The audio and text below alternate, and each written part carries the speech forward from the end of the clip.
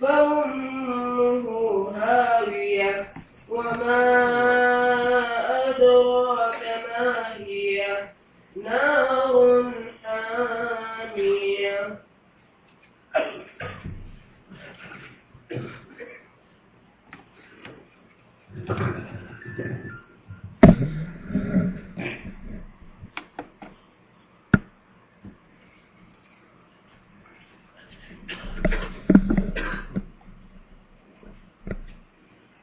أعوذ بالله من الشيطان الرجيم. بسم الله الرحمن الرحیم. مکی سورہ ہے یہ القاریہ، اور جیسا کہ میں نے عرض کیا تھا، قاریہ کا معنی جب ایک چیز کو دوسری چیز کے اوپر مارا جائے تو جو آواز پیدا ہوتی ہے اسے قرأ کہتے ہیں. قاریۃن یہ اسم فاعل ہے اور واحد مؤنث کا صیغہ ہے. کھڑکھڑانے والی، آواز دینے والی، یا بہت بڑی مصیبت والی، جو بھی معنی اس کا کرے، مراد اس سے قیامت ہے. اور نفخ صور دوسرا، جس طرح پچھلی سورہ میں سورہ زلزال میں ذکر فرمایا کہ جب نفخ صور ہوگا تو زمین بری طرح ہلا ڈالی جائے گی، بالکل وہی صورتحال ہے کہ نفخ دوم کی کیفیت کو یہاں زلزلے کی بجائے قاریہ کے لفظ سے واضح کیا گیا ہے.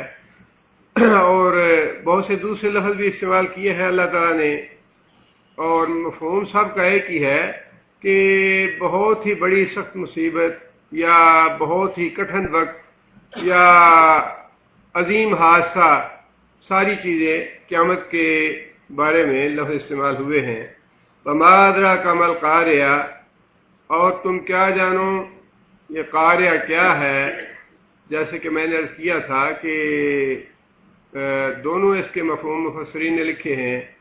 جب اس طرح سے ایک بات کو دوبارہ دہرایا جاتا ہے تو اس کا مقصد یہ ہوتا ہے کہ لوگوں کی توجہ پوری طرح اس بات کی طرف مبذول کرا دی جائے، اور جیسا کہ اس کے ظاہری الفاظ سے واضح ہوتا ہے وہ یہ بات بھی واضح ہوتی ہے. وما ادراک ما القاریہ ہے تو سوالیہ انداز، استفہامیہ انداز ہے، لیکن اس میں یہ مفہوم چھپا ہوا ہے کہ وہ قاریہ، وہ مصیبت، وہ وحشتناک وقت، وہ عظیم حادثہ ایسا ہوگا کہ تم اس کو اس دنیا میں اس کا احساس نہیں کر سکتے، اس کو جان نہیں سکتے.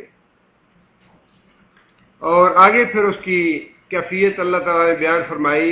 جس طرح سورہ زلزال میں تھوڑی سی کیفیت بیان فرمائی، اسی طرح یہاں کچھ باتوں کی تفصیل ہے، اور اسی طرح باقی جگہوں پہ الگ الگ اللہ تعالیٰ نے تفصیل اشیاء فرمائی ہے. یوم یکون الناس کالفراش المبثوث، اس دن لوگ بکھرے ہوئے پتنگوں کی طرح ہوں گے. فراش کا واحد کیا ہے؟ فراش کا واحد فرشہ ہے اور اس کا معنی ہے پتنگا. فراش اس کی جمع ہے. بکھرے ہوئے، مبثوث کیا ہے؟ اسم مفعول ہے. بکھیرے گئے، پتنگے بکھیرے گئے. انسان اس دن ایسے ہوں گے جس طرح پتنگے بکھیر دیے گئے ہیں. اور جیسے کہ میں نے کیا تھا کہ انسانوں کو پتنگوں کے ساتھ تشبیہ دینے کی وجہ ایک تو شمع یا روشنی یا بلب وغیرہ، جتنے بھی اس جگہ پہ پتنگے ہوتے ہیں وہ سارے کے سارے اکٹھے ہو جاتے ہیں، خود بخود کھینچے چلے آتے ہیں شمع کی طرف. اور اس کثرت کی وجہ سے اللہ تعالیٰ نے پتنگوں کے ساتھ تشبیہ دی ہے انسانوں کو. اور دوسری وجہ پتنگوں کا کمزور ہونا ہے کہ انتہائی کمزور سی مخلوق ہے یہ. جیسے ہی قریب جاتے ہیں شمع کے فوراً ختم ہو جاتے ہیں، موت واقع ہو جاتی ہے ان کی. اسی طرح انسان خاص دنیا میں کتنے ہی طاقتور کیوں نہ ہوں، قیامت کے دن وہ پتنگوں کی طرح کمزور ہوں گے. اور تیسری وجہ یہ ہے کہ سارے پتنگے ایک ہی جیسی حالت میں ہوتے ہیں، کوئی بڑا یا چھوٹا یا کوئی ان میں فرق نہیں ہوتا. اور قیامت کے دن سارے انسان، خواہ کوئی بادشاہ ہے، کوئی غریب ہے، امیر ہے، چھوٹا ہے، بڑا ہے، سارے ایک ہی حالت میں ہوں گے، جیسا کہ نبی صلی اللہ علیہ وسلم نے فرمایا کہ ننگے پاؤں ہوں گے، ننگے بدن ہوں گے، بے خطرہ ہوں گے، سب کی کیفیت ایک جیسی ہوگی۔ اور چوتھی چیز، ان میں جو اضطراب پایا جاتا ہے، پریشانی پائی جاتی ہے، وہ بھی ویسی ہی ہوگی جیسی اس دن انسانوں کے اندر ہوگی۔ اپنی قبروں سے اٹھنے کے بعد وہ فوراً بھاگیں گے میدان حشر کی طرف، اور ہر ایک پہ خوف اور پریشانی اور اضطراب کی کیفیت طاری ہوگی۔ اور پھر آگے فرمایا کہ وَتَكُونُ الْجِبَالُ كَالْعِهْنِ الْمَنْفُوشِ۔ دوسری جگہ پہ اللہ تعالیٰ نے یہ بات ارشاد فرمائی ہے کہ کافر لوگ نبی صلی اللہ علیہ وسلم سے یہ سوال کرتے تھے کہ آپ یہ کہتے ہیں یہ سارا نظام درم برم ہو جائے گا، زمین آسمان ختم ہو جائیں گے، اور اتنے مضبوط جمے ہوئے پہاڑ جو ہیں یہ کیسے ختم ہو جائیں گے یا کہاں چلے جائیں گے؟ اللہ تعالیٰ نے ان کے اس اعتراض کا حوالہ دے کے یہ بات ارشاد فرمائی وَيَسْأَلُونَكَ عَنِ الْجِبَالِ، کہ کافر لوگ آپ سے پہاڑوں کے بارے میں سوال کرتے ہیں یہ کہاں چلے جائیں گے۔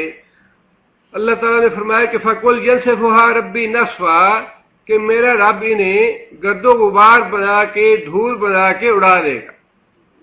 آج تو یہ بڑے مضبوط اور جمے ہوئے آپ کو نظر آتے ہیں، اور کئی کئی میل یہ لمبے نظر آتے ہیں پہاڑ، لیکن ایک ایک پہاڑ کا کئی کئی ریت کے ذرات بن جائیں گے۔ فَكَانَ سَرَابًا، دوسری فرمایا کہ ریت کے ذرے بن جائیں گے یہ پہاڑ۔ اور فرمایا فَكَانَتْ هَبَاءً مُنبَثًّا، بکھرا ہوا غبار ہو جائیں گے۔ مطلب یہ ہے کہ ان کی کوئی حیثیت نہیں ہوگی، اللہ جو حکم دیں گے، جیسا حکم دیں گے ویسا ہی یہ بن جائے۔ آگے پھر یہ بات ارشاد فرمائی فَأَمَّا مَنْ ثَقُلَتْ مَوَازِينُهُ، اب یہ تھوڑی سی کیفیت بتا کہ اللہ تعالیٰ نے کہ قیامت کا خوف اور وحشت کتنی زیادہ ہوگی۔ اس کے بعد پھر جو قیامت کا اصل معاملہ ہے اس کے بارے میں فرمایا، اور پھر آگے انجام کے بارے میں بھی اللہ تعالیٰ نے ایک دو آیات ارشاد فرما دی۔ معاملہ حساب کتاب کا مختلف مراحل سے گزرے گا،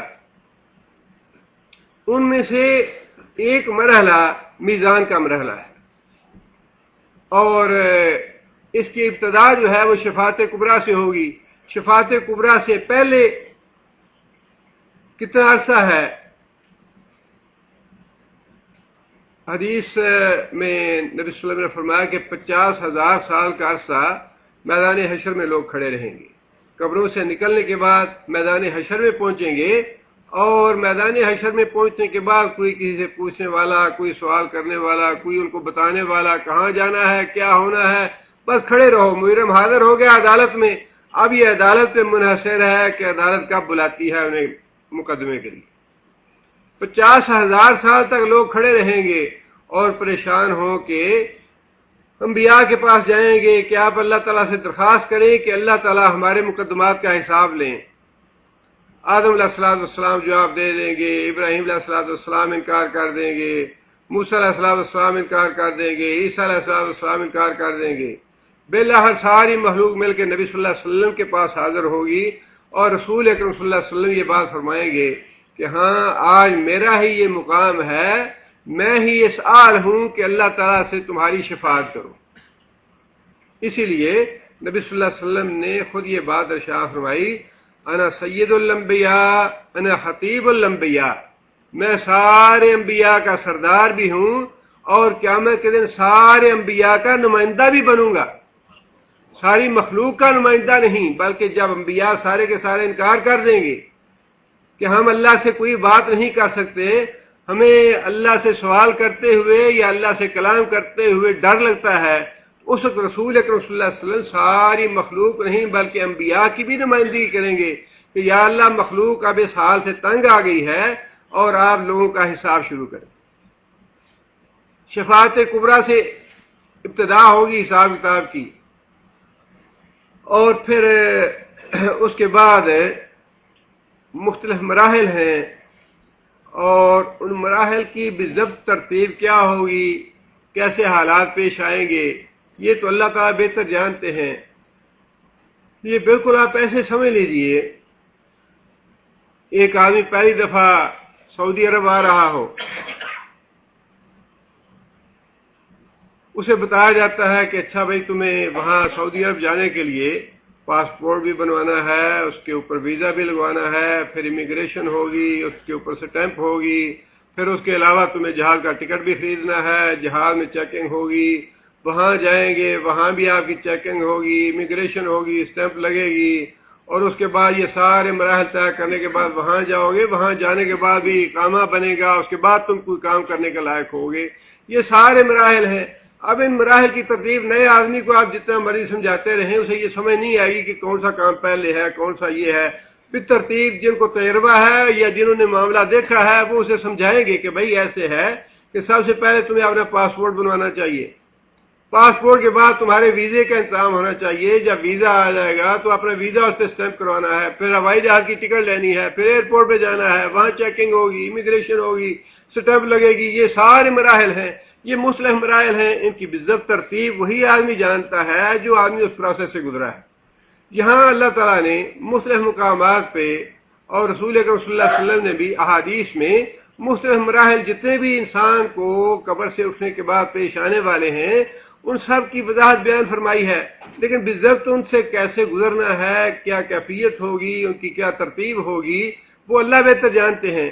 लेकिन उलमा ने जो एक कुरान की अहकाम और आयात हैं या अहादीस हैं उनसे जो एक सीधा सीधा अंदाजा लगाया है वो यही है कि मैदान हशर में पहुंचने के बाद इब्तदा शफात कुबरा से होगी, और शफात कुबरा के बाद कुछ लोग बिला हिसाब किताब जन्नत में दाखिल हो जाएंगे रसूल अकरम सल्लल्लाहु अलैहि वसल्लम के साथ। पहला ग्रोह है, दूसरा है, तीसरा है। अब जिनका हिसाब होना है उनके हिसाब का मरहला ये होगा कि उनके नामा अमाल उनको तकसीम किए जाएंगे।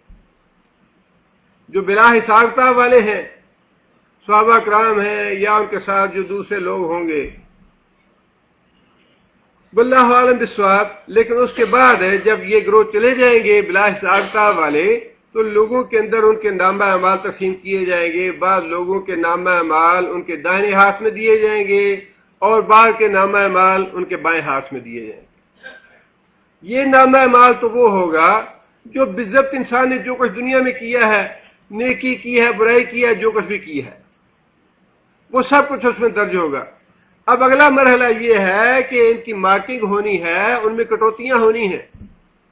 अच्छा, किसी का तुमने हक मारा हुआ है, किसी की गिबत की है, किसी के पैसे देने हैं, किसी को गाली दी है, किसी के साथ झूठ बोला है, किसी के साथ बादअहदी की है।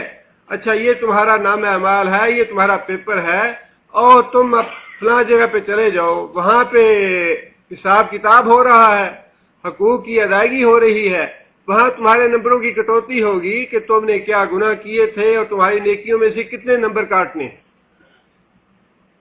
अगला मरहला मीज़ान, जब ये तकसीम हो जाएंगे, पेपर पर्चे दे दिए जाएंगे, तो अगला जो मरहला है वो हिसाब किताब का होगा, जहां हर आदमी के हकूक का लेन देन किया जाएगा। जो कुछ किसी ने किसी का हक मारा है, गलत किया है, लड़ाई झगड़ा किया है, किसी का लेन देन है, वो इंसान का नेकियों के साथ और बुराइयों के साथ होगा। जब तक इंसान की नेकियां मौजूद होंगी नामा अमाल में, हक लेने वालों में वो नेकियां तकसीम होती रहेंगी, और जब वो नेकियां खत्म हो जाएंगी तो लोगों के गुनाह जो है वो उसके सर पे डाले जाएंगे। इसलिए कि उस दिन कोई रियाल या डॉलर या रुपया पैसा कुछ भी नहीं होगा। लिहाजा नबी सल्लल्लाहु अलैहि वसल्लम ने फरमाया कि उस दिन हकूक की अदायगी जो है वो तुम्हारी नेकियों के साथ होगी। पर्चे तकसीम होने के बाद अगला मरहला जो है वो यही हकूक के लेन देन का होगा। हिसाब किताब जिसे हम कहते हैं कि वहां हिसाब किताब होगा। अच्छा, भी तुम्हारे 70 मार्क्स आई है, इसमें तुमने फला के हक मारे थे, तुम्हारे 50 नंबर या 40 नंबर और कट गया, बाकी तुम्हारे ये नंबर है। अब आगे तुम मीज़ान में चले जाओ और मीज़ान में जाके ये देखो कि इनका वजन कितना है। ये वो इसका मतलब ये है कि ये मीज़ान जो है ये तीसरा मरहला होगा, शफात कुबरा का मरहला, नामा अमाल की तकसीम का मरहला, اور اس کے بعد حساب کتاب کا مسئلہ، اور پھر اس کے بعد میزان کا مسئلہ۔ میزان میں لوگوں کے اعمال تولے جائیں گے، اور جیسا کہ احادیث سے یہ بات واضح ہے کہ آج ہمارے جو اعمال ہیں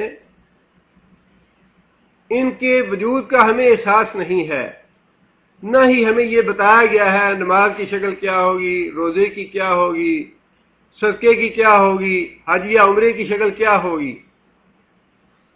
لیکن قیامت کے دن انہی اعمال کو حصی وجود دیا جائے گا اور ان کا وزن کیا جائے گا، جیسا کہ رسول اکرم صلی اللہ علیہ وسلم نے یہ بات ارشاد فرمائی کہ جب انسان قبر میں جاتا ہے، نیک اور مومن آدمی کے پاس ایک خوبصورت آدمی آتا ہے، اور جو مرنے والا انسان ہے اس قبر کی زندگی میں اسے دیکھتا ہے، اسے محسوس کرتا ہے، اور اسے دیکھ کے خوش ہوتا ہے، اسے پوچھتا ہے کہ تم کون ہو، اور وہ جواب میں یہ کہتا ہے کہ میں تمہارے نیک اعمال ہوں، جس کا مطلب یہ ہے کہ اس کے نیک اعمال کو اللہ تعالیٰ نے خوبصورت آدمی کی شکل دے دی، اور قبر میں اس آدمی کے ساتھ اس کو بہلانے کے لیے، اس کو اطمینان دلانے کے لیے، اس کو تسلی دلانے کے لیے اللہ نے وہاں بھیج دیا۔ اسی طرح نبی صلی اللہ علیہ وسلم نے فرمایا کہ جب کافر یا فاسق اور فاجر آدمی قبر میں جاتا ہے، اسے سوال جواب ہو جاتے ہیں، اور اپنے سوال جواب میں وہ ناکام ہو جاتا ہے، تو انتہائی مکروہ شکل کا بد شکل اور قابل نفرت آدمی اس کے پاس آتا ہے، اور وہ میت اس سے خوف محسوس کرتی ہے اور اپنے ڈر کا اظہار کرتا ہے کہ تم یہاں کیوں آ گئے ہو، تم کون ہو، مجھے کیوں تم ڈرا رہے ہو؟ تو وہ جواب میں یہ کہتا ہے کہ میں تمہارے اعمال ہوں۔ اس کا مطلب یہ ہے کہ آج جو ہمارے اعمال ہیں ان کے وجود کا ہمیں احساس نہیں ہے، نہ ہی ان کا کوئی وجود ہے، لیکن قیامت کے دن ان کو وجود دیا جائے گا، جن کا وزن کیا جائے گا۔ اسی طرح رسول اکرم صلی اللہ علیہ وسلم نے یہ بات بھی ارشاد فرمائی کہ جو آدمی اپنے مال کی زکوٰۃ ادا نہیں کرتا اور اپنے مالی واجبات پورے نہیں کرتا، قیامت کے دن اس کے مال کو کس کی شکل دی جائے گی؟ سانپ کی شکل دی جائے گی۔ اس کا مطلب یہ ہے کہ یہ جو عمل ہے زکوٰۃ کا، صدقات کا، واجبات جو ہیں، اس کو سانپ کی شکل دی جائے گی اور اس آدمی پر مسلط کر دیا جائے گا، اور وہ سانپ اسے کہے گا انا مالک انا کنزک، کہ میں تو تیرا مال اور تیرا خزانہ ہوں، سونا چاندی جو تم نے جمع کر رکھا تھا، جو تم نے اللہ کی راہ میں خرچ نہیں کیے، اور جو سینت کے اکٹھے کرتے رہے اور جمع کرتے رہے اور دن رات اس کو گنتے رہے، وہی تمہارا مال ہوں۔ وہ عمل جو ہے انسان کا زکوٰۃ نہ دینے کا، اس کو سانپ کی شکل دی جائے گی۔ اسی طرح نبی صلی اللہ علیہ وسلم نے یہ فرمایا کہ وہ لوگ جو دنیا میں کثرت کے ساتھ سورہ بقرہ اور سورہ آل عمران کی تلاوت کرتے ہیں، قیامت کے دن یہ دونوں صورتیں کس شکل میں آئیں گی؟ ان کے اوپر بادل کا سایہ بن کے آئیں گی۔ اس کا مطلب یہ ہے کہ سورہ بقرہ اور سورہ آل عمران جو ہے ان کو قیامت کے دن بادل کی شکل دے دی جائے گی، بادل کی شکل میں وہ ان کے اوپر سایہ کریں گی۔ میدان حشر میں جب کوئی سایہ کی جگہ نہیں ہوگی سایہ اللہ کے عرش کے، اور بعض چیزوں کے سائے اہل ایمان کے لیے اللہ تعالیٰ نے بتائے ہیں، جس کا مطلب یہ ہے کہ قرآن مجید کی تلاوت کرنا اور نماز پڑھنا، صدقہ خیرات کرنا، دوسرے نیک اعمال جو ہیں، یہ سارے کے سارے قیامت کے دن ان کو وجود دیا جائے گا میزان کرنے کے لیے۔ اسی طرح ایک حدیث میں نبی صلی اللہ علیہ وسلم نے یہ بات بھی ارشاد فرمائی کہ جو آدمی اپنے مسلمان بھائی کے جنازے پہ جاتا ہے، اس کی نماز پڑھتا ہے اور اس کے بعد اس کی تدفین میں بھی شریک ہوتا ہے، اس کے لیے کتنا ثواب ہے؟ 2 قرات کا۔ اور صحابہ نے عرض کیا یا رسول اللہ 2 قرات کا مطلب کیا ہے؟ تو رسول اکرم صلی اللہ علیہ وسلم نے فرمایا کہ 1 قرات 1 احد پہاڑ کے برابر ہے، جس کا مطلب یہ ہے کہ یہ جو عمل ہے نماز جنازہ پڑھنا اور مسلمان بھائی کی تدفین میں شریک ہونا، اس نیک عمل کا وجود یا اس کا وزن جو ہے وہ احد پہاڑ کے برابر ہوگا۔ یہ مثالیں ہیں جن سے ہمیں یہ پتہ چلتا ہے کہ جو انسان کے نیک اعمال ہیں قیامت کے دن ان نیک اعمال کو وجود دیا جائے گا اور اس کا باقاعدہ وزن کیا جائے گا۔ نیک اعمال کے علاوہ جو ہمارے اقوال ہیں، زبان سے نکلی ہوئی باتیں ہیں، ان کا بھی وزن ہوگا۔ یہ تو اعمال کی بات تھی کہ اعمال کو وزن دیا جائے گا، اعمال کے علاوہ جو ہماری زبان سے باتیں نکلتی ہیں ان باتوں کا بھی وزن کیا جائے گا۔ رسول اکرم صلی اللہ علیہ وسلم نے فرمایا کہ انسان جب اپنی زبان سے ایک دفعہ سبحان اللہ کہتا ہے تو اس سے ترازو کا ایک پلڑا بھر جاتا ہے نیکیوں سے۔ اس کا مطلب یہ ہے کہ سبحان اللہ کہنا جو ہے اس کو بھی وزن کی، اس کو کوئی شکل دے کے اس کا وزن کیا جائے گا، اس کو ترازو میں ڈالا جائے گا اور اس کی نیکیاں جو ہیں اتنی زیادہ ہوں گی یا وہ وجود اتنا بڑا ہوگا کہ اسے پورا ایک پلڑا جو ہے وہ بھر جائے گا۔ اور فرمایا کہ 1 دفعہ سبحان اللہ اور الحمدللہ کہنا، ان کی نیکیاں کتنی ہیں؟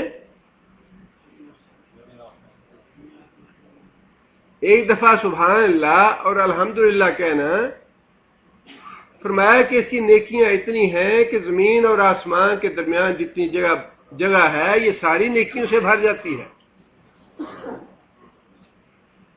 اس کا مطلب یہ ہے، اور پھر وہ حدیث تو بڑی معروف ہے جو رسول اکرم صلی اللہ علیہ وسلم نے ارشاد فرمائی، بخاری شریف کی آخری حدیث ہے، کلمتان خفیفتان علی اللسان، 2 کلمے کہنے زبان سے بڑے ہلکے ہیں، زبان سے ادا کرنے بڑے ہلکے ہیں، ثقیلتان فی المیزان، میزان میں بڑے بھاری ہیں۔ اس کا مطلب یہ ہے کہ وہ کلمے جو ہم اپنی زبان سے ادا کرتے ہیں ان کا بھی وزن ہوگا، وہ بھی میزان میں رکھے جائیں گے۔ ثقیلتان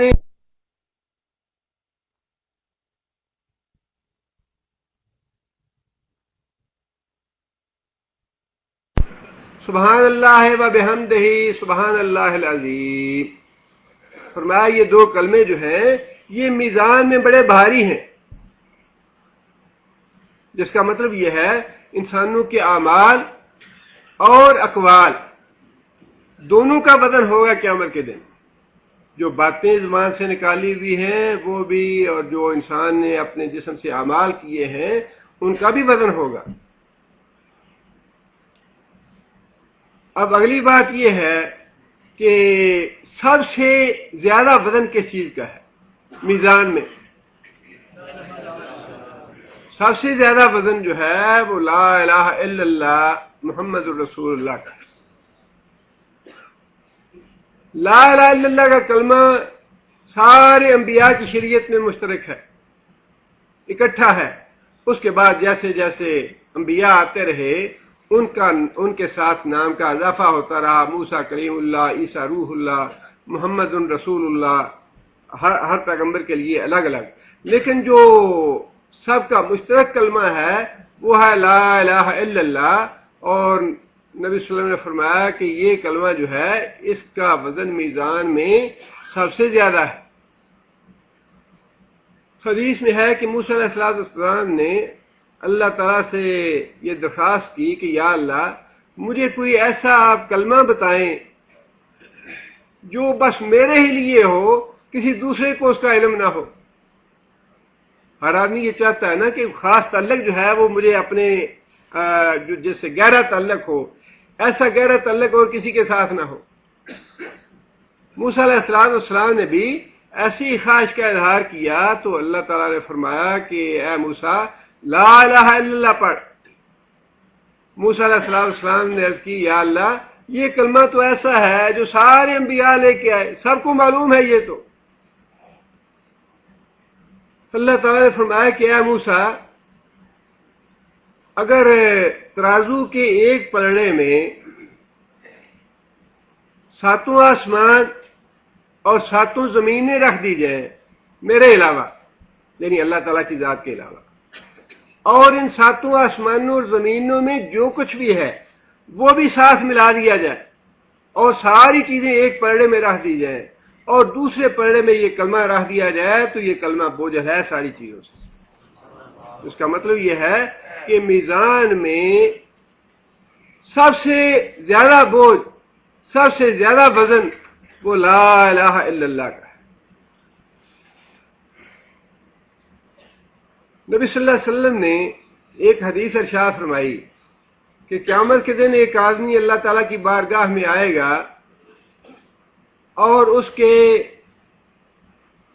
99 دفتر یا رجسٹر گناہوں سے بھرے ہوں گے، اور ایک رجسٹر اتنا طویل ہوگا کہ جہاں تک انسان کی نگاہ دیکھتی ہے وہاں تک وہ لمبا رجسٹر ہوگا جو اس کا گناہوں سے بھرا ہوگا، اور اس طرح کے 99 رجسٹر ہوں گے اس کے گناہوں والے، ان کا وزن کیا جائے گا۔ ان کا جب وزن ہوگا تو گناہوں کا پلڑا بوجھل ہو جائے گا۔ اللہ تعالیٰ فرشتوں سے کہیں گے کہ اس کے نامہ اعمال میں ایک نیکی بھی ہے اور یہ بطاقہ ہے، یہ ایک کاغذ کا ٹکڑا ہے، یہ اس کے نیکیوں کے پلڑے میں رکھ دو۔ انسان مایوس ہو جائے گا اور انسان یہ کہے گا کہ اتنے میرے گناہ ہیں، 99 دفتر ہیں گناہوں کے، اور یہ ایک چھوٹا سا کاغذ کا ٹکڑا کیا بوجھ بنائے گا اس کے مقابلے میں۔ نبی صلی اللہ علیہ وسلم نے فرمایا کہ وہ جب ایک ٹکڑا ادھر رکھا جائے گا تو وہ ایک ٹکڑا کاغذ کا سارے گناہوں کو لے کے بوجھل ہو جائے گا، اور انسان تعجب سے کہے گا کہ یا اللہ یہ کون سی نیکی ہے؟ اس کو بتایا جائے گا کہ اس پہ یہ دیکھو اس پہ کیا لکھا ہے۔ انسان دیکھے گا تو لا الہ الا اللہ محمد رسول اللہ یہ لکھا ہوگا جو اس کے سارے گناہوں کو لے کے بوجھل ہو جائے، جس کا مطلب یہ ہے کہ کلمہ لا الہ الا اللہ اس کا میزان میں وزن سب سے زیادہ ہے۔ اسی بات سے بعض علماء نے یہ نتیجہ اخذ کیا ہے کہ چونکہ یہ کلمہ تو سارے گناہوں سے بوجھل ہے، خواہ کتنی ہی انسان کی گناہ ہوں سب سے بوجھل ہو جائے گا، لہذا قیامت کے دن میزان 2 دفعہ ہوگا انسان کا۔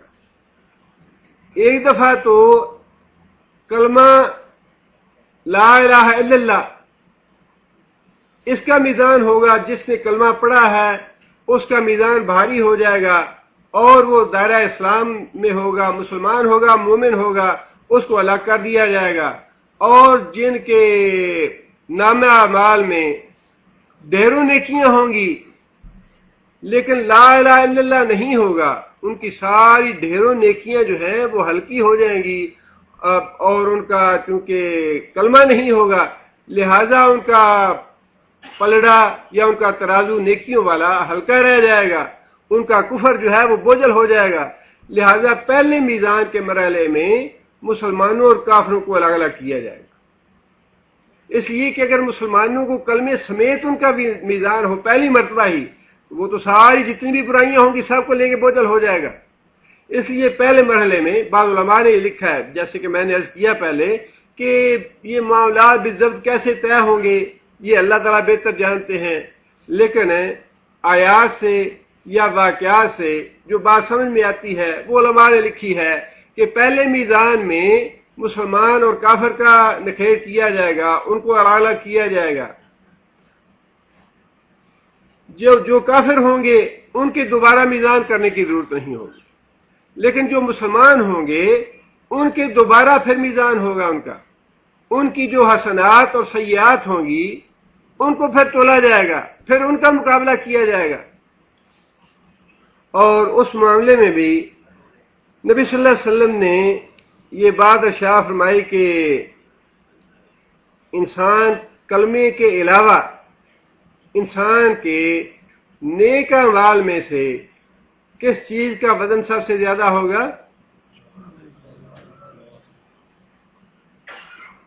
کلمے کے بعد انسان کے نیک اعمال میں سے فرمایا کہ اچھے اخلاق کا وزن سب سے زیادہ ہوگا۔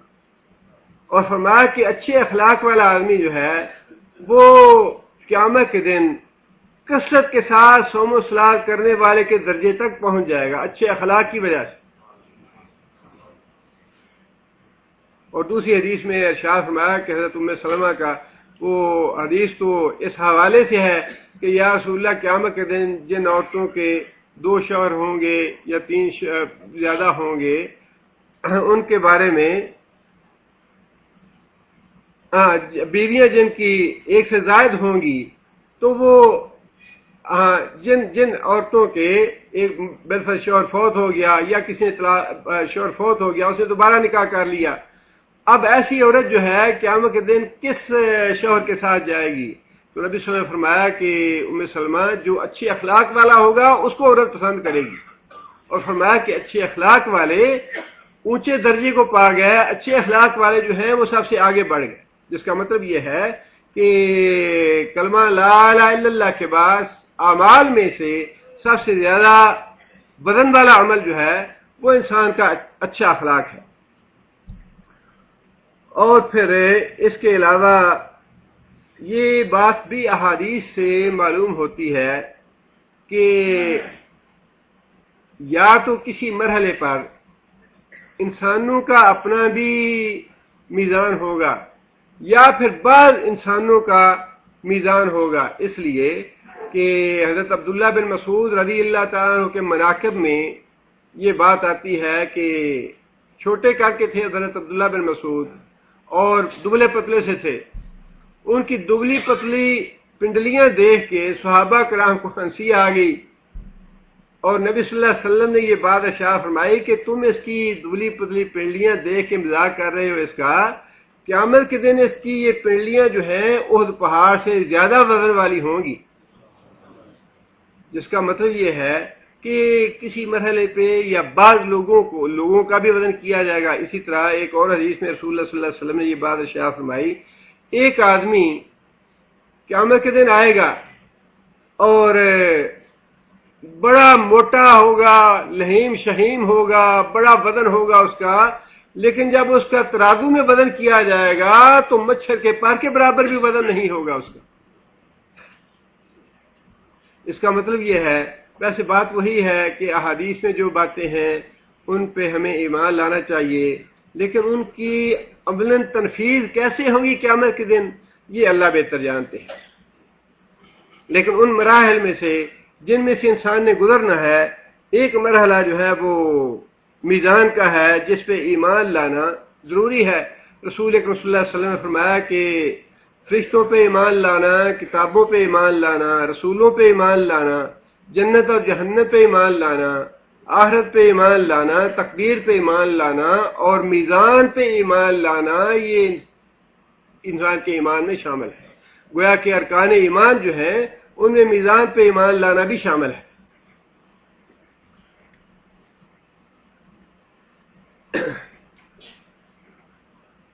اب میزان کے بعد پہلی بات تو یہ فرمائی فَأَمَّا مَنْ ثَقُلَتْ مَوَازِينُهُ، کہ جن لوگوں کے میزان یا جن لوگوں کے وزن ثقلت بھاری ہو جائیں گے، فَهُوَ فِي عِيشَةٍ رَاضِيَةٍ، وہ قیامت کے دن عیشا آشا یعیشو عیشتن، عیشا کیا ہے؟ مصدر ہے، زندگی گزارنا، وہ زندگی گزاریں گے راضیہ۔ راضیہ کیا ہے؟ اسم فاعل ہے، واحد مؤنث کا صیغہ ہے، راضیہ خوش ہونے والی جان، راضیہ راضی ہونے والی، خوش ہونے والی جان، وہ جن کے نیکیوں کے تول بوجھل ہو جائیں گے، جن کی نیکیاں بھاری ہو جائیں گی، ان کا معاملہ یہ ہوگا فی عیشۃ راضیہ، وہ اپنے پسند والی، اپنی خوشی والی زندگی بسر کریں گے۔ اور جیسا کہ اللہ تعالیٰ نے قرآن مجید میں بھی یہ بات ارشاد فرمائی، لہم فیہا ما یشاؤون، جنتی لوگوں کے لیے جنت میں ہر وہ چیز ہوگی جس کی وہ تمنا کریں گے۔ جنتیوں کے لیے ہر وہ چیز ہوگی جس کی وہ خواہش و تمنا کریں گے. فرمایا کہ جنت میں ایک آدمی خواہش کرے گا اپنی اولاد کے لیے تو لمحہ بھر میں وہ سارے مراحل اولاد کے جو ہیں وہ اس کے لیے طے ہو جائیں گے، حتیٰ کہ وضع حمل تک فوراً ہو جائے گا. اسی طرح فرمایا کہ ایک آدمی کہے گا، حالانکہ وہاں کام تو ہوگا نہیں، لیکن ایک آدمی تمنا کرے گا کہ یا اللہ میں کھیتی باڑی کرنا چاہتا ہوں. اللہ تعالیٰ سے کہیں گے کہ کیا تجھے یہ سب کچھ کافی نہیں جو دیا ہے؟ انسان کہے گا یا اللہ سب کچھ بہت ہے، لیکن میری خواہش ہے میں کھیتی باڑی کرتا تھا دنیا میں یہاں بھی کھیتی باڑی کروں. اللہ تعالیٰ اس کو کھیتی باڑی کے سارے وسائل مہیا فرما دیں گے. وہ بیج ڈالے گا، ہل چلائے گا، پھر ساری چیزیں، لیکن فرمایا کہ آن کی آن میں اس کی فصل پک کے تیار ہو جائے گی. لہم فیہا ما یشاؤون. انسان کسی کھانے کی تمنا کرے گا، کسی پھل کی تمنا کرے گا، کسی مشروب کی تمنا کرے گا، تو محض تمنا کرنے سے ہی وہ ساری چیزیں جو ہیں ان کو مہیا کر دی جائیں گی. لہم فیہا ما یشاؤون، جو بھی وہ چاہیں گے ان کو دیا جائے گا. اور پھر فرمایا کہ ایسی وہ انسان کی خوشی والی اور راضی رہنے والی زندگی ہوگی. لا یبغون عنہا حولا، جنت سے نکلنا نہیں چاہیں گے. 30-32 سال کی بہترین جوانی کی عمر ہوگی، نہ بیماری ہوگی، نہ بڑھاپا ہوگا، نہ موت ہوگی، اور جس چیز کی تمنا کریں گے وہ ساری چیزیں مہیا کر دی جائیں گی. اس لیے فرمایا کہ وہ لوگ جن کے میزان نیکیوں سے بھاری ہو جائیں گے، فی عیشت راضیہ، اپنی من پسند خوشی کی جو زندگی ہے وہ گزاریں گے وہاں پہ. اور پھر آگے فرمایا وَأَمَّا مَنْ خَفَّتْ مَوَازِينُهُ، اور وہ شخص جس کے میزان، جس کے تول، جس کے بوجھ ہلکے ہو گئے نیکیوں والے، جس کا تول، جس کا بوجھ نیکیوں والا ہلکا ہو گیا، فَأُمُّهُ ہاویہ، اس کی ماں ہاویہ ہے. اس کی ماں ہاویہ ہے. ہاویہ تو کہتے ہیں، ہوا کسے کہتے ہیں؟ اونچی جگہ سے نیچے گرنے کو ہوا کہتے ہیں. اور ہاویہ وہ گہری کھائی ہے، گہرا کھڈا ہے، جہاں انسان بڑی بلندی سے اس میں گرے گا نیچے. اتنی بلندی جس کا انسان تصور نہیں کر سکتا. رسول اکرم صلی اللہ علیہ وسلم صحابہ کرام کے پاس تشریف فرما تھے، اور زبردست آواز آئی. نبی صلی اللہ علیہ وسلم نے دریافت کیا صحابہ کرام سے کہ کیا جانتے ہو یہ آواز کس چیز کی ہے؟ صحابہ کرام نے عرض کیا کہ اللہ اور اللہ کا رسول بہتر جانتا ہے. رسول اکرم صلی اللہ علیہ وسلم نے یہ بات ارشاد فرمائی کہ آج سے 70 سال پہلے ایک پتھر اس جہنم میں پھینکا گیا تھا جو 70 سال کے بعد اس کی تہ تک پہنچا ہے. اس سے آپ اندازہ لگا لیں کہ وہ گہری کھائی یا گہرا کھڈ جو ہے وہ کیسا ہے. اس سے پہلے ہم یہ پڑھ چکے ہیں، اللہ تعالیٰ نے یہ بات ارشاد فرمائی وَمَا يُغْنِي عَنْهُ مَالُهُ اِذَا تَرَدَّىٰ، انسان کا مال اور دولت اس کے کسی کام نہیں آئے گا اذا تردّیٰ، جب وہ گہری کھڈ میں گرے گا. وہاں بھی یہی بات اللہ نے ارشاد فرمائی، بہت ہی گہری، اتنی گہری کہ 70 سال کے بعد پتھر جو ہے وہ اس کی تہ تک پہنچے گا. اور پھر آپ اندازہ لگائیں کہ بئس المصیر، بار بار اللہ نے یہ بات ارشاد فرمائی، بہت ہی برا ٹھکانہ ہے، بہت ہی برا ٹھکانہ ہے، اتنی گہرائی میں. اب یہاں تو دنیا میں تھوڑا انسان اندازہ لگا کے آخرت کی جو باتیں ہیں ان سے مقابلہ کرنا چاہیے اور ان کا انسان کا نقشہ اپنی ذہن میں بٹھانا چاہیے. 20-25 فٹ کا کنواں ہو نیچے، 20-25 فٹ کا کنواں تو بڑی دور کی بات ہے. یہاں بیچارے بعض اوقات مین ہول میں جاتے ہیں لوگ کوئی کام وام کرنے کے لیے، اور وہاں اتنی گیسز ہوتی ہیں زہریلی قسم کی کہ جاتے ہی اندر بعض اوقات بندہ مر جاتا ہے، سانس نہیں لے سکتا. حالانکہ 2-4 فٹ گہرا ہوتا ہے وہ. اور جو بدبو ہے جہنم کی، نبی صلی اللہ علیہ وسلم نے فرمایا کہ بدبو جہنم کی ایک ڈول جو ہے وہ اگر اس زمین پہ ڈال دیا جائے، جو جہنم کی بدبو ہوگی یا ان کا کھانا اور پینا ہوگا، اتنا بدبودار کہ ایک ڈول جو ہے وہ پوری دنیا کی معیشت کو تباہ کر دے، اتنی بدبو ہوگی وہ. 70 سال کی گہرائی میں. اور فرمایا کہ علیہم موصدا، جہنم کے دروازے اوپر سے بند کر دیے جائیں.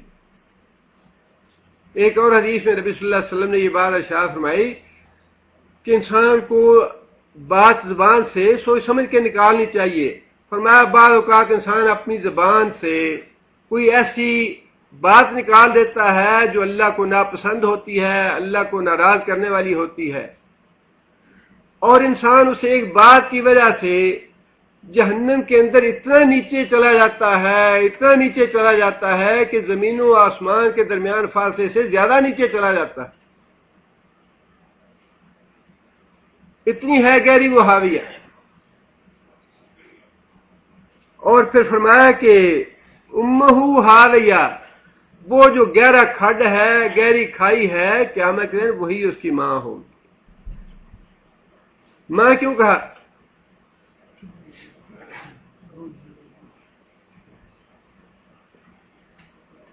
اس دنیا میں انسان کی سب سے زیادہ مہربان، مشفق، ہمدرد اور خیر خواہ ہستی کون سی ہے؟ ماں ہے. اور اگر ماں ہی انسان کی دشمن بن جائے تو پھر باقی کہاں جائے پناہ ہوگی؟ کوئی اور ہمدردی کرے گا ماں کے بعد؟ جس آدمی کی ماں ہی دشمن بن جائے، اس کے ساتھ نہ بھائی ہمدردی کرے گا، نہ باپ کرے گا، نہ دوست کرے گا، کوئی بھی نہیں کرے گا. فرمایا کہ یہ اس دن سب سے بڑی دشمن ہوگی انسان کی. جس طرح ماں کے علاوہ کوئی جائے پناہ نہیں ہے دنیا میں انسان کے لیے، اسی طرح جہنم کے علاوہ کوئی جائے پناہ نہیں ہوگی انسان کے لیے. اور آگے فرمایا کہ وما ادراک ما ہی، یہ حیہ کا لفظ ہا کے ساتھ ہے. اصل لفظ کیا تھا یہ؟ جی ماہی. اور ہا آگے ہا کیا ہے؟ وہ، اور اس کو الف جو ہے وہ گرایا گیا ہے حیہ. ما ادراک ما حیہ، پھر وہی انداز ہے اس کو اس پہ زیادہ ترکیز کرنے کا، اس پہ زیادہ توجہ دلانے کا کہ یہ حاویہ جس میں انسان گرے گا، جس کے نیک اعمال کم ہو جائیں گے، وہ حاویہ کیا ہے اور تم کیا جانو وہ حاویہ کیا ہے. فرمایا کہ نار حامیہ، آگ ہے بھڑکتی ہوئی. صرف یہی نہیں کہ انسان اس میں گرے گا تو گر کے جا کے آرام سے بیٹھ جائے، بلکہ اس کے اندر جب جائے گا تو بھڑکتی ہوئی آگ اس کا استقبال کرے گی. بھڑکتی ہوئی آگ میں گرے گا وہ، جس کے بارے میں قرآن مجید میں بھی اور رسول اکرم صلی اللہ علیہ وسلم نے بھی بہت سی باتیں ارشاد فرمائیں. کلا انہا لظا نذاۃ للشوا، آگ کی ایسی وہ لپٹ ہے، ایسا شعلہ ہے آگ کا کہ انسان کے جسم سے سب کچھ جلا ڈالے گا. تلفح وجوہہم النار وہم فیہا کالحون، ان کے چہروں سے گوشت ختم ہو جائے گا، جل جائے گا، اور ان کے بڑے بڑے جبڑے ہونٹ جو دانت ہیں وہ باہر نکل آئیں گے. فرمایا لا یموت فیہا ولا یحیی، ایسی ہے وہ آگ جہنم کی، نہ انسان کو مرنے دے نہ زندہ چھوڑے، نہ ہی موت ہوگی اور نہ ہی وہ زندگی جیسی زندگی ہوگی. لا یموت فیہا ولا یحیی. اور رسول اکرم صلی اللہ علیہ وسلم نے فرمایا کہ دنیا کی جو آگ ہے اس کے مقابلے میں 69 درجے زیادہ گرم ہوگی. انسان کی سزا کے لیے ہے. جس طرح انسانوں کے جسم جو ہے وہ بہت بڑے بڑے کر دیے جائیں گے، انسان کا ایک دانت جو ہے اس پہاڑ کے برابر کر دیا جائے گا. کان میں اور کندھے میں مسافت جو ہے وہ 3-3 میل کی مسافت ہو جائے گی. اتنے بڑے بڑے جسم بنا دیے جائیں گے تاکہ اس آگ کو बर्दाश्त करें और उसमें जिंदा रहें, ना मरने देगी आग ना जीने देगी वो आग। अब ये दो तो अल्लाह ताला ने वादे तौर पे ग्रोह बता दिए। एक ग्रोह वो है जिसकी नेकियां बोझल हो जाएंगी, फरमाया उनका मामला जो है वो भी वादे है, फी ईशत रादिया, ऐश की जिंदगी, आराम की जिंदगी, सुकून की जिंदगी होगी। और जिनके नामा माल हल्के हो जाएंगे उनका भी वादे फरमा दिया, उम्महु हाविया नारुन हामिया, भड़कती हुई आग में जाएंगे। अब इन दोनों ग्रोहों के दरमियान एक तीसरा ग्रोह भी होगा जिनके मीजान बराबर सराबर हो जाएंगे। नबी सल्लल्लाहु अलैहि वसल्लम ने एक हदीस में ये बात इरशाद फरमाई कि इंसान को एक नेकी जो है वो जन्नत में ले जाएगी और एक नेकी इंसान को जहन्नम में ले जाएगी। जिसके मार्क्स 51 हो गए वो जन्नत में चला जाएगा और जिसके मार्क्स 49 हो गए वो जहन्नम में चला जाएगा। और कोई क़यामत के दिन किसी को नेकी देने वाला नहीं होगा लिल्ला फिल्ला, इल्ला ये कि हकूक की लेन देन में कोई किसी को अपनी नेकियां दे। और ये जो पिछली सूरह में अल्लाह ताला ने ये बात इरशाद फरमाई, फमन यअमल मिस्काला ज़र्रतिन खैरिन यरा वमन यअमल मिस्काला ज़र्रतिन शर्रिन यरा, ये अल्लाह ताला ने, जैसे कि मैंने उस वक्त भी अर्ज किया था कि ये जज़ा सज़ा के कानून के तौर पे आयत नहीं इरशाद फरमाई, बल्कि ये आयत तो अल्लाह ने इस मकसद के लिए इरशाद फरमाई है कि तुम्हें एक मामूली सी नेकी को भी गैर अहम नहीं समझना चाहिए। छोटी से छोटी नेकी भी अगर तुम हासिल कर रहे हो तो जरूर हासिल करो, उसका मौका न जाने दो। इसलिए कि क़यामत का दिन तो वो होगा कि छोटी सी नेकी की भी इंसान तमन्ना करेगा, अपने बाप के पास जाएगा वो नहीं देगा, माँ के पास जाएगा वो नहीं देगी, भाई के पास जाएगा वो नहीं देगा, बेटे के पास जाएगा बेटा नहीं देगा, बीवी के पास जाएगा बीवी नहीं देगी, कहीं से एक नेकी नहीं मिलेगी। और नबी सल्लल्लाहु अलैहि वसल्लम ने एक वाकया भी इस सिलसिले में फरमाया है कि एक आदमी की एक नेकी कम हो जाएगी, अल्लाह ताला उसको बहना चाहेंगे, उसे कहेंगे जाओ कहीं से एक नेकी लेके आ जाओ। वो आदमी एक नेकी तलाश करनी शुरू करेगा, बाप के पास जाएगा, बेटे के पास जाएगा, बीवी के पास जाएगा, भाई के पास जाएगा, दुनिया में जिनके साथ बड़ी दोस्ती थी, बड़ा तल्लक था, उनके पास जाएगा, एक नेकी नहीं मिलेगी उसे। बेलाहर एक ऐसा आदमी उसको मिल जाएगा जिसके सारे नामा माल में सिर्फ एक ही नेकी होगी। वो आदमी उसे कहेगा कि भाई मेरे पास तो सिर्फ एक नेकी है और मेरे बाकी सारे के सारे गुनाह हैं, मुझे पता है कि ये एक नेकी तो मेरे किसी काम नहीं आ सकती, तुम्हारे काम आती है, तुम ले लो। अगर तुम बख्शे जाते हो तो तुम ले जाओ। वो आदमी नेकी लेके आएगा अल्लाह ताला के पास, या अल्लाह एक नेकी ले आया। अल्लाह फरमाएगी किससे ली है नेकी? इंसान बताएगा या अल्लाह फलां आदमी ने नेकी दी है। अल्लाह फरमाएंगे कि तुम दोनों को मैंने बख्श दिया, उसको नेकी देने की वजह से, तुम्हें नेकी लेने की वजह से। लेकिन नेकी मिलेगी नहीं कहीं भी, वो तो अल्लाह ताला खुद चूंकि बख्शना चाहेंगे। हिसाब यसीर है ये, अल्लाह मुहासिबना हिसाब यसीरा।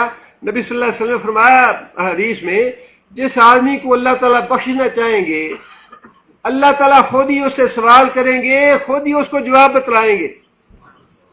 जिस आदमी को अल्लाह बख्शना चाहेंगे उसके दिमाग में अल्लाह ताला जवाब भी डाल देंगे ज़हन में कि हाँ इस बात का ये जवाब दे दो। बिल्कुल वैसा ही मामला है, ये तो मामला है इस्तिस्ना वाला। लेकिन ये जो बात अल्लाह ने इरशाद फरमाई पिछली सूरा में, ये बार बार जो सूरतें छोटी छोटी है, माज इनका तर्जुमा पढ़ना जो है वो तो बड़ा मुश्किल नहीं, उस पर वाकई टाइम नहीं लगता, लेकिन इनका जो मतलूब है छोटी छोटी सूरतों का वो यही है कि ये छोटी छोटी सूरतें हमारे दिलों में खुब जाए, बैठ जाए हमारे दिलों में। इनका मजमून जो है वो हमारे दिलों में हर वक्त हाजिर रहे। मतलब इसका ये है कि छोटी से छोटी नेकी को भी इस दुनिया में हकीर ना समझो। जो भी वक्त मिलता है इस वक्त को गनीमत जान लो, जितनी ज्यादा से ज्यादा दुआएं कर सकते हो कर लो अल्लाह से। कल को ये वक्त नहीं मिलेगा, جتنا زیادہ قرآن پڑھ سکتے ہو پڑھ لو، کل کو یہ وقت ہاتھ نہیں آئے گا، انسان پچھتائے گا اس وقت پہ کہ میں نے یہ وقت کیوں ضائع کر دیا۔ فرمایا قیامت کے دن تو وہ آدمی جو بڑے درجوں والا ہوگا جنت میں، وہ بھی نادم ہوگا، وہ بھی حسرت کا اظہار کرے گا کہ میں نے فلاں وقت دنیا میں ضائع کیوں کر دیا۔ فرمایا کہ ایک آدمی اپنی وفات سے لے کر اپنی موت تک سجدے میں پڑا رہے، وہ انسان بھی سمجھے گا کہ اگر مجھے دوبارہ زندگی دے دی جائے تو میں پھر اللہ کو راضی کرنے والے عمل کروں۔ حسرت ہوگی، یوم الحسرت، اسی لیے اللہ تعالیٰ نے فرمایا کہ قیامت کا دن تو ہر آدمی کے لیے باعث حسرت ہے، نیکوں کے لیے بھی اور بروں کے لیے۔ اسی طرح فرمایا کہ چھوٹی سی چھوٹی برائی جو ہے اس کو بھی حقیر نہ سمجھو، ایسا نہ ہو کہ آپ کے باقی مارکس جو ہیں وہ 49 تک پہنچ جائیں اور یہ 50 تک پہنچ جائیں، لیکن ایک برائی جو ہے وہ آپ کا ایک نمبر کاٹ کے آپ کو جہنم میں لے جائے۔ چھوٹی سے چھوٹی برائی کو بھی حقیر نہ سمجھو، اس سے بھی بچو۔ اور فرمایا کہ اگر کسی کے ساتھ معلوم ہے کہ اس کا حق مارا ہے، اس کے ساتھ زیادتی کی ہے یا اس میں لین دین باقی ہے، تو فرمایا کہ دنیا کی ذلت و رسوائی بڑی ہلکی ہے قیامت کی ذلت و رسوائی سے۔ اس دنیا کی ذلت اور رسوائی برداشت کر لو، یہاں پہ معافی ترافی کر لو، یہاں پہ حقوق کا لین دین خود کر لو، تاکہ اگلے جو حساب کتاب ہے اس سے بچ سکو۔ یہ جو بات اللہ نے ارشاد فرمائی کہ چھوٹی سے چھوٹی نیکی بھی تمہارے کام آئے گی اور چھوٹی سے چھوٹی برائی بھی تمہیں ہلاک کرنے کے لیے کافی ہوگی، لہذا چھوٹی سے چھوٹی نیکی کو بھی حقیر نہ سمجھو اور اس کو بھی ضائع نہ کرنا۔ اگر موقع ملتا ہے کہیں سے بھی، دیکھیں نا اپنے گرد و پیش میں آپ کو ایک نہیں 20 مسکین، محتاج، حاجت مند، ضرورت مند ملیں گے اور آپ کے پاس آئیں گے بھی۔ بعض اوقات انسان الجھن کا شکار ہو جاتا ہے یا بعض اوقات انسان مضطرب اور پریشان ہو جاتا ہے، ایسا نہیں ہونا چاہیے۔ آپ بالکل تھوڑا دیں، آپ کو اگر توفیق ہے 1 ریال دینے کی، نہ 10 دیں، لیکن نہ تو اپنے دل پہ بوجھ محسوس کریں، نہ ہی اس سے اضطراب محسوس کریں۔ جتنا میسر ہے اس کو دے دیں، جتنا بھی، اگر 10 آدمی آتے ہیں، 5 آدمی آتے ہیں، 100 آدمی بھی آتے ہیں، جتنی آپ کی استطاعت ہے، نیکی کا موقع جو ہے اس کو ضائع نہ کریں۔ فرمایا اتقوا النار ولو بشق تمرۃ، ایک چھوٹا سا کھجور کا ٹکڑا جو ہے وہ بھی دے کہ اگر جہنم سے بچ سکتے ہو تو جہنم سے بچو۔ یہ معاملہ تو اللہ نے فرمایا کہ جو واضح طور پہ نیک اور گناہگار ہیں ان کا ہوگا، اور ان کے درمیان ایک تیسرا گروہ ہوگا جس کا اللہ تعالیٰ نے قرآن مجید میں ہی ذکر ارشاد فرمایا ہے۔ اللہ فرماتے ہیں وَبَيْنَهُمَا حِجَابٌ، جنتی اور دوزخی لوگوں کے درمیان ایک دیوار ہوگی، وَعَلَى الْأَعْرَافِ رِجَالٌ، اور اس دیوار کی چوٹی پہ، اس کی بلندی پہ کچھ لوگ بیٹھے ہوں گے، یعرفون کلا بسیماہم، اللہ فرماتے ہیں کہ وہ اتنی بلندی پہ ہوں گے، ایک طرف جنتی لوگ نظر آئیں گے، دوسری طرف جہنمی نظر آئیں گے، اور ان کو ان کے چہروں کی نشانیوں سے وہ پہچانیں گے اعراف والے۔ وَنَادَوْا أَصْحَابَ الْجَنَّةِ، اور جب وہ ایسے جنتی لوگوں کی طرف اپنا چہرہ کریں گے، ان کی طرف دیکھیں گے تو کہیں گے السلام علیکم، بھائیو السلام علیکم، ان کو سلامتی کے الفاظ سے یاد کریں گے، پکاریں گے۔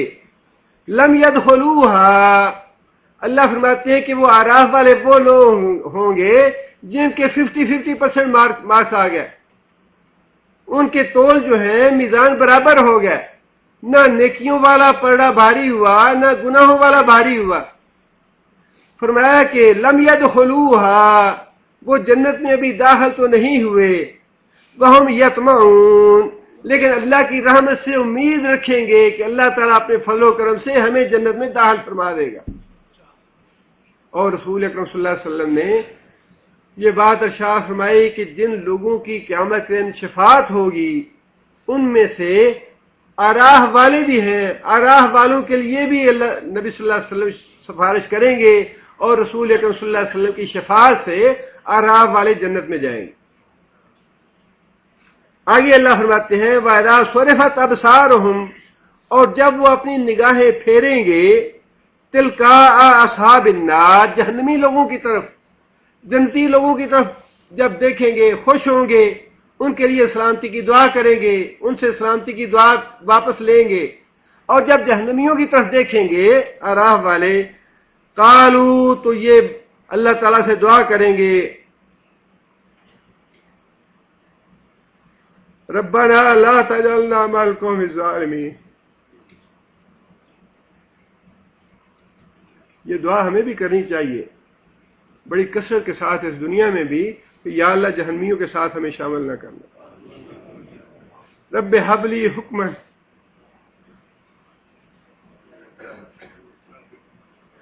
والحقنی بالصالحین۔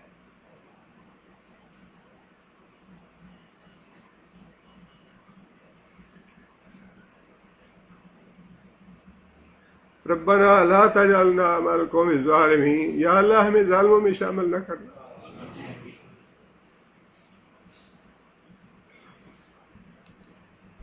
ونادى أصحاب الأعراف رجالا يعرفونهم بسيماهم، اور اعراف والے جہنمیوں کو ان کی پیشانیوں کی نشانیوں سے پہچانیں گے۔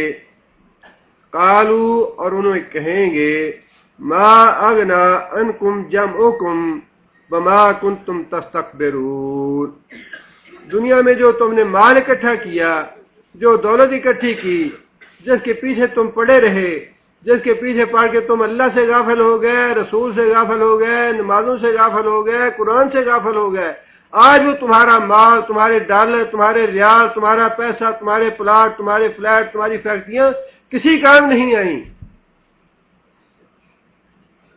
انسان حسرت کرے گا نا۔ میں نے گزارش کی کہ اس دن جب زمین اپنے سارے مال نکال باہر پھینکے گی، سونا بھی ہوگا، چاندی بھی ہوگا، اور بھی دولت ساری ہوگی، قاتل بھی افسوس کرے گا کہ ہائے افسوس میں نے اس مال دولت کے لیے قتل کیے، ڈاکو جو ہے وہ افسوس کرے گا کہ ہائے میں نے اس مال اور دولت کے لیے ڈاکے ڈالے، میں نے فلاں یتیم کا مال ہڑپ کر لیا، فلاں بیوہ کو میں نے تنگ کیا، اس کا مال غصب کر لیا، فلاں کو دھوکہ دیا، فلاں کو فریب دیا اس دنیا کے مال اور دولت کے لیے۔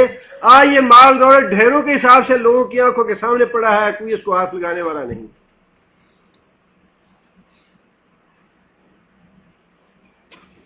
اعراف والے جہنمیوں کو یہ بات جتلائیں گے کہ دنیا میں جو مال دولت تم نے کمایا آج وہ تمہارے کسی کام نہیں آیا، وما کنتم تستکبرون، اور اللہ اور رسول کے باتوں کو نہ مان کے جو تم نے تکبر کیا وہ بھی تمہارے کسی کام نہیں آیا۔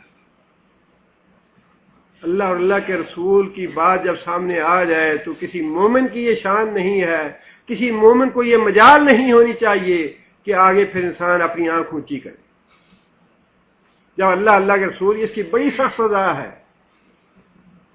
انسان کو ہر وقت اللہ سے معافی مانگتے رہنا چاہیے اور ڈرتے رہنا چاہیے کہیں کسی معاملے میں اللہ کا رسول ناراض نہ ہو۔ یہ تیسرا گروہ بھی ہوگا۔ دو گروہ وہ ہیں جن کا ذکر اللہ تعالیٰ نے سورہ قاریہ میں ارشاد فرما دیا۔ تیسرا گروہ یہ ہے جو اعراف والا ہے۔ اللہ تعالیٰ سے دعا کرنی چاہیے کہ اللہ تعالیٰ ہمارے میزان میں کلمہ لا الہ الا اللہ کو ہماری نجات کا باعث بنائے، میزان پہ اللہ تعالیٰ ہمیں سلامتی نصیب فرمائے، نامہ اعمال ہمیں دانے ہاتھ میں دیا جائے، رسول اکرم صلی اللہ علیہ وسلم کی شفاعت کبریٰ اللہ تعالیٰ نصیب فرمائیں، پل صراط پہ اللہ تعالیٰ سلامتی نصیب فرمائیں، اور ہمیں اللہ تعالیٰ اپنے والدین اور اپنی اولادوں کے ساتھ اکٹھا جنت میں داخل فرمائیں۔ سبحان ربک رب العزت عما یصفون۔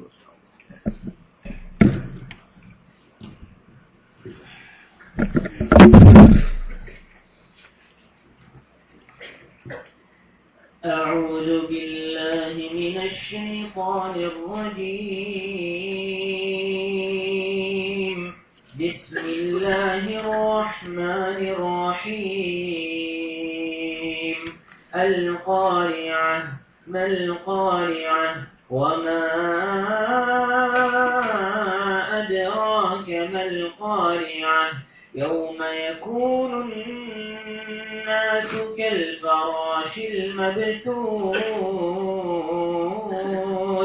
وتكون الجبال كالعهن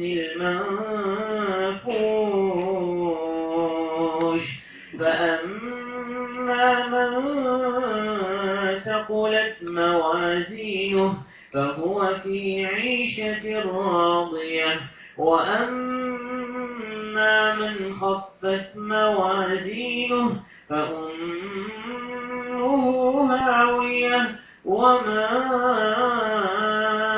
أدراك ما هي نار حامية.